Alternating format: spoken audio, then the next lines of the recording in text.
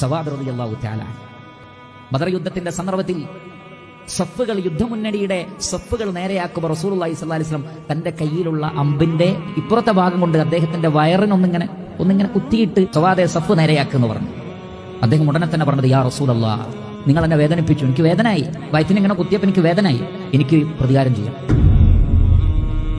ഉടനെ തന്നെ ഫകശഫ റസൂലുള്ളാഹ്, വയറ് കാണിച്ചു കൊടുത്തു, തിരിച്ചു കുത്തിക്കുമെന്ന് പറഞ്ഞു. അല്ലാഹു അക്ബർ. ഫഅതനഖഹു ഫഖബ്ബല ബത്നഹു. സവാദ് റളിയല്ലാഹു അൻഹു റസൂലുള്ളാഹി കെട്ടിപ്പിടിച്ചു. എന്നിട്ട് ആ വയറ് കാണിച്ചു കൊടുത്ത വയറുണ്ടല്ലോ അവിടെ ചുംബിച്ചു, ആ വയറിന് ചുംബിച്ചു. റസൂൽ ചോദിച്ചു, മാ ഹമലക അലാ ഹാദാ യാ സവാദ്, സവാദ് എന്താണ് കാണിക്കുന്നത്, എന്തിനാണ് ഇങ്ങനെ ചെയ്തത്? വേറൊരു കാരണം പറഞ്ഞ് റസൂലുള്ളാഹിന്റെ വയറ്,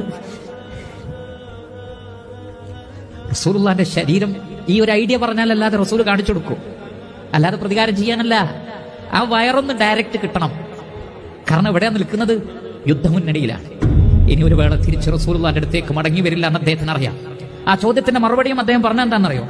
യാ റസൂലല്ലാഹ്, ഈ യുദ്ധമുന്നണിയിലെ അവസാനത്തെ ഒരു പ്രവൃത്തി, എന്റെ തൊലി നിങ്ങളുടെ തൊലിയിലോട് ചേരാൻ. മറ്റൊരു വിഭാഗത്തിലുള്ളത്, അങ്ങനെ നരകം എന്നെ സ്പർശിക്കാതിരിക്കാൻ എന്റെ ചുണ്ടുകൾ കൊണ്ട് നിങ്ങൾക്കൊരു മുത്തം